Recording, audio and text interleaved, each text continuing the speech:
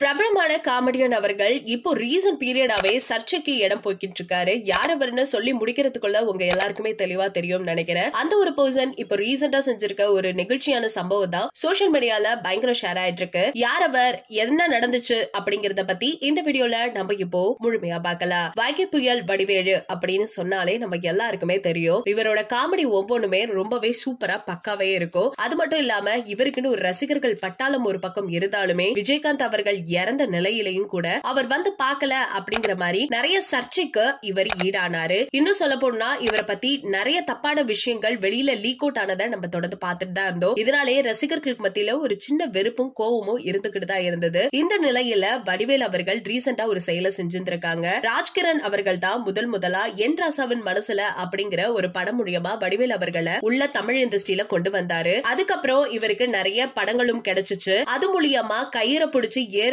மாதிரி அவரோட சக்சஸ் மட்டும் தான் பார்த்துட்டு இருந்தாரு. இப்போ ரீசன்ட் பீரியட்ல தான் அவருக்கு மேல சர்ச்சைக்குரிய நிறைய விஷயங்கள் அடிபட்டு இருந்தாலும் தன்னோட கெரியரை பேலன்ஸ் பண்ணிட்டு தான் இருக்காரு. இப்படி இருக்கிற ஒரு பர்சன், அதாவது ராஜ்கிரனை பார்த்த அடுத்த நிமிஷமே அவரை பார்த்து கண் கலங்கி நின்றுருக்காரு. நிறைய பேர் சொல்லிட்டே இருந்தாங்க, கை தூக்கி விட்ட ராஜ்கிரனே கொஞ்ச நாளா அவர் கண்டுக்கல அப்படின்னு சொல்லிட்டு அது எல்லாத்துக்குமே டாட் வைக்கிற மாதிரி வடிவேல் அவர்கள் கண் கலங்கி நிக்கிற மாதிரியும் ராஜ்கிரண் அவர்கள் உட்கார்ந்திருந்த இடத்துல இருந்து எழுந்து அவருக்கு சமாதானம் சொல்ற மாதிரியும் இருக்கு. அந்த ஒரு போட்டோ கிளிப்ஸ் தான் இப்போ சோசியல் மீடியால பயங்கர வைரலா போயிட்டு இருக்கு. 4 பேர் 4 விதமா சொல்லுவாங்கிறது நல்லாவே தெரியும். எப்ப பார்த்தாலும் வடிவேல பத்தி தப்பான விஷயங்கள் மட்டும் தான் சொல்லிட்டு இருந்தாங்க. இந்த ஒரு செயலை பார்க்கும் பொழுது மனசு ரொம்பவே கஷ்டமா இருக்கு. அவருக்குள்ள என்ன கஷ்டமோ அப்படிங்கறது நமக்கு தெரியல. ஆனா அவர் கண்கலங்கி நிக்கும் பொழுது தன்னை முதலா தமிழ் இண்டஸ்ட்ரிக்குள்ள காலெடுத்து வைக்கிறதுக்கு உதவுன ராஜ்கிரண் அவர்களோட தோல்ல சாய்ந்து அழுகிறாரு. உடனே ராஜ்கிரண் அவர்களும் எழுந்து அவரை சமாதானப்படுத்துறாரு. இதெல்லாம் எங்க நடந்துச்சு அப்படின்னு பாத்தீங்கன்னா கலைஞரோட 100ஆண்டு விழால தான் நடந்திருக்கு.